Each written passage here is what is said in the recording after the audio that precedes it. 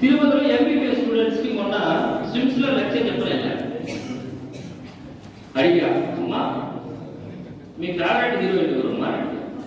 ఒక ఆయన లేదు అర్జున్ అని చెప్పింది. ఎవరు చెప్పారైనా హీరోయిన్ ఎవరు? హీరోయిన్ ఎవరు అంటే ఏం చెప్పిందావా?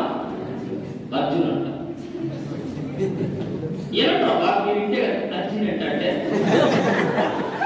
ఇంటే ఇంటే నా బాగా ఫేవరెట్ హీరోయిన్ అని చెప్తే అర్జున్.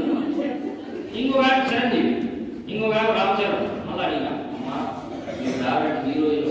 ఓ హీరోయిన్ కదా అనుష్క, తమన్నా. అనుష్క అక్క, తమన్నా అక్క. వాళ్ళమ్మా నీకు జన్మనిచ్చిందే, వాళ్ళైనా కాదు నీకు, వాళ్ళైనా జుట్టేసింది, వాళ్ళైనా గుడ్డలు తీయించింది. అయ్యో సారీ సార్, మా అమ్మ సార్ నాకు ఫేవరెట్ హీరోయిన్. చెప్పండి మా ఫేవరెట్ హీరోయిన్? అమ్మ అనుష్క అక్క. పట్టణ దానికన్నా అమ్మ చెప్పి పట్టణ చెప్తా చెప్తా కొట్టేది. మీ ఫేవరెట్ హీరో ఎవరా? ప్రభాసా?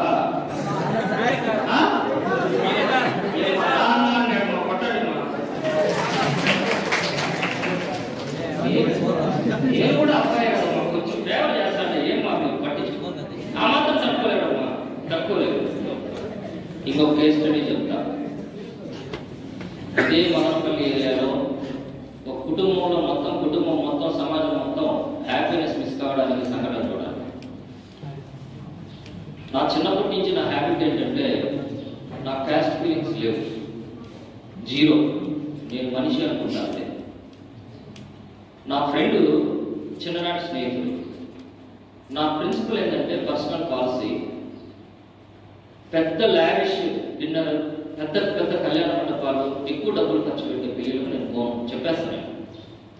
చిన్న చిన్న టెంపుల్స్లోనూ ఇళ్లలోనూ పేదవాళ్ళు చేసుకుంటే నేను ఒక 10,000 20,000 చదివి పిలిచిపోతాను. That is my concept since my childhood onwards.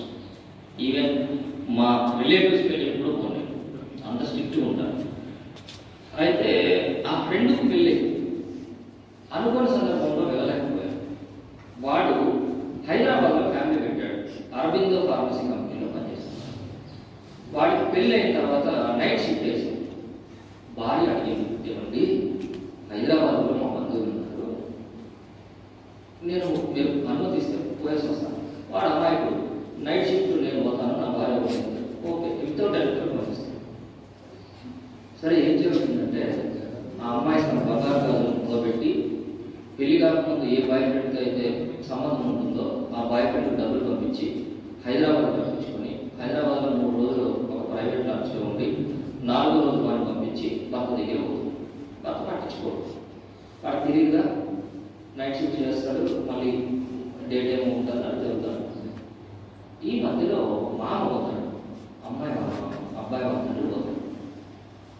ఈ స్టోరీ మదనపల్లి చుట్టుపక్కల ఉన్న ప్రాంతానికి సంబంధించినటువంటి రియల్ కేస్ స్టడీ. పేరు అప్రస్తుతం, బట్ కేస్ స్టడీలో మీరు అర్థం చేసుకోవాలి ఎక్కడున్నప్పుడు. అబ్బాయి వాళ్ళ నాన్న కాంగ్రెస్ పార్టీలో మంచి లీడర్, సర్పంచ్.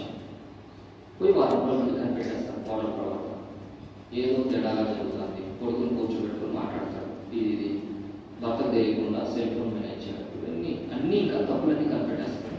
ఇద్దరు హుటాహుటిని బయలుదేరి తిరుపతి వస్తారు. వాళ్ళు వెళ్ళిపోతారు, నన్ను పిలుస్తారు. మా మెటర్నల్ అప్పుడు మెటర్నల్ ఆడు మేమామ దాని దగ్గర కూడా 35 yearsగా ఈ న్యాయవాద వృత్తిలో ఉంటాను. వాళ్ళకి తెలుసు. నన్ను రమ్మని నేను పోతే మా అంటాడు, అమ్మాయి వాళ్ళ అంటే అబ్బాయి తండ్రి, నా ఫ్రెండ్ వాళ్ళ తండ్రి, నా కోడలు తలకాయ తీసుకొని వస్తా, నువ్వు నాకు బెయిల్ ఏర్పాటు చేయాలంటాడు.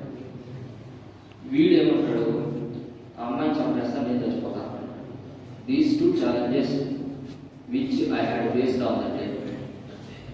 నేను కౌన్సిలింగ్ ఇస్తాను. ఏమని మా ఫ్రెండ్ అన్నాను, నువ్వు బెయిల్ వస్తుంది, అది 120 రోజులకు వస్తుందా, 200 రోజులకు వస్తుందా, సంవత్సరానికి బెయిల్ అయితే వస్తుంది, తీస్తా. బట్ నీకు బెయిల్ వచ్చి నువ్వు బయట వచ్చే లోపల నీ కుటుంబం ఉంటుందని గ్యారెంటీ ఉందా? నువ్వు జైలుకు పోకముందు ఎలా ఉందో, జైలు నుంచి వచ్చిన తర్వాత నీ కుటుంబం సర్వనాశనం కాదని గ్యారెంటీ ఉందా? నువ్వు అంటే నీ ఫ్రెండ్ అంటే ఏమన్నా ఇవ్వడు అని వెళ్ళిపోతాడు. ఇంకా వీళ్ళు బస్ స్టాండ్లో కూర్చోన్నాం, వీళ్ళేది బస్ స్టాండ్లో కూర్చోన్నాం. నాకు అప్పుడు వాట్సాప్ మీద పెద్ద అవగాహన లేదు. అప్పటికే మా ఇంట్లో పెద్ద పెద్ద ట్యాబ్లు పెద్ద పెద్ద మొబైల్స్ ఉన్నా కూడా నేను టచ్ చేసేవాళ్ళు కాదు. సో అందువల్లనే ఇంటర్మీడియట్లో స్టేట్ ర్యాంక్ వచ్చింది. డిగ్రీలో బెస్ట్ స్టూడెంట్ అవార్డు పెళ్ళి అయిన తీసుకున్నాను. డిగ్రీ సెకండ్ ఇయర్లో పెద్ద స్టూడెంట్. వాట్సాప్ ఇప్పుడు డీన్ సార్ ఉంది కదా, డీన్ సార్ నెంబర్ నా మొబైల్లో కొడితే డీన్ సార్ ఆన్లైన్లో ఉంటే నాకు ఆన్లైన్లో కనిపిస్తారు. నేను ఆన్లైన్లో ఉంటే డీన్ సార్కి ఆన్లైన్ కనిపిస్తుంది. అట్లా వాడికి వాడి భార్య నెంబర్ చూస్తాడు, ఆన్లైన్ కనిపిస్తుంది. వాడి భార్య ప్రియురాల నెంబర్ చూస్తాడు, ఆన్లైన్ కనిపిస్తుంది. 10 నిమిషాలు చూసా, 15 నా వల్ల కాలేదు. ఏంటి దాన్ని పగలగొట్టు తీసుకుని కొట్టలు పోయాడు. చూడు నా భార్య ఆన్లైన్లో ఉంది, చాటింగ్ ఎవరితో చేస్తాను, నాశనం చేయడం లేదు, వాటితో చేస్తాను, నేనేం చేయను అంటాడు. నేను రెండే చెప్పాను, అరే నాకు 2 చెల్లెలు ఉన్నారు, 2 కూతురు ఉన్నారు, నీకు ఒక చెల్లెలు ఉన్నారు. చంపడము చచ్చిపోవడము పరిష్కార మార్గాలు కాదు. నేరుగా హైదరాబాద్ ఇప్పటికీ ఆ అబ్బాయిని నేను ప్రేమిస్తూ ఉంటే నేను నీకు పెళ్లి చేసేస్తాను, నువ్వు ఆ అబ్బాయి హ్యాపీగా ఉంటుంది, నా జీవితం నాది, నీ జీవితం నీది అని చెప్తాను. లేదు నేను ఎలా నీకు కౌన్సిలింగ్ ఇవ్వాలో చెప్తాను అని చెప్పాను. చెప్తే నాకు మోసం చేసి నన్ను కాదని వేరే వాడితో ఉండి అటువంటి అమ్మాయికి మళ్ళీ నేను జీవితం ఇవ్వడమా, అది నా చేతులతో పెళ్లి చేయడమా? చూడండి, హ్యాపీనెస్ ఎక్కడ పోతాను, ఎక్కడ పోతాను చూడు, హ్యాపీనెస్ మాత్రం నా హ్యాపీనెస్. సరే నీ ఇష్టం రా, నన్ను ఇంకా నువ్వు వేరే విధంగా అపార్థం చేసుకో, నా ఆలోచన అయితే నేనైతే ఇలానే చేస్తాను. నేనైతే ఇలానే చేస్తాను.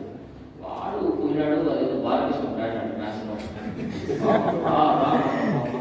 ఫుల్లు తాగడం వరకు పెట్టాడు. 6 నెలలు సంవత్సరం అయింది. సంవత్సరం వరకు వాడు నాకు మాట్లాడలేదు. సంవత్సరం తర్వాత ఫోన్ చేశాడు. మా నాన్న ఈ విధంగా ఎమర్జెన్సీలో టీవీఎస్ హాస్పిటల్లో ఉన్నాడు, చౌబతుకుల్లో ఉన్నాడు, బ్లడ్ కావాలనుకున్నాడు. అప్పుడు వాడికి గుర్తొచ్చిందంట, వాళ్ళ నాన్నకి ఎవరు బ్లడ్ తిరుపతిలో ఇప్పిస్తారంటే వెంకటేశ్వరం ఇప్పిస్తాడు అని గుర్తొచ్చి నెంబర్ పట్టించేసాడు. వెళ్ళాను, బ్లడ్ అరేంజ్ చేశాను. 3 days ఐసీయూలో చనిపోయాడు. వీడు వచ్చాడు, వీడి భార్య, వీడి కూతురు, ముగ్గురు వచ్చాడు. ఏం కాదు, సంవత్సరం పట్టిందరా నాతో మాట్లాడడానికి.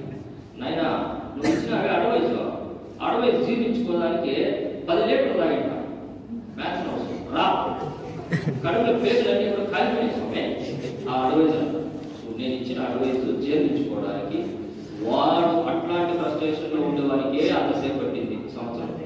మీకు ఇంకెన్ని రోజులు పడుతుంది నా సేపు మాటలేనా అంటే చెప్పండి. అన్ని తినా కొన్ని మీరు ఏమైనా తక్కువ దేంట్లో తీసుకునే వాళ్ళు మీరు, అందరూ వారికి అక్కగారు మీరు, వాళ్ళ అన్నలు మీరు ఇంటారండి అన్న మాటలో. ఒక సంవత్సరం అయిపోయి ఏం చేస్తారంటే అడక తిన్నాడమో ఉద్యోగాల కోసం హైదరాబాద్లో చెప్పుకుంటే డీన్ సార్, అప్పుడు డీన్ సార్ విలువ మీకు అర్థమవుతుంది. ఏడున్నప్పుడు డీన్ సార్ విలువ మీకు అర్థం కాదు, ఏడున్నప్పుడు మేనేజ్మెంట్ బాగా మీకు అర్థం కాదు, ఏడున్నప్పుడు పేరెంట్స్ మాకు అర్థం కాదు. ఏ సింపుల్ చెప్తాను, ఏం చేస్తారు, సర్చింగ్ ఫర్ జాబ్. అడగదంటే జాబ్ అని చెప్పంటే సర్చింగ్ ఫర్ జాబ్. మీరంటే మీరు కదైనా మీ ఏజ్లో ఉన్నటువంటి స్టూడెంట్స్ చెబుతున్నటువంటి మాటలు, ప్రవర్తిస్తున్నటువంటి ప్రవర్తన ఉందా లేదా? Right are wrong?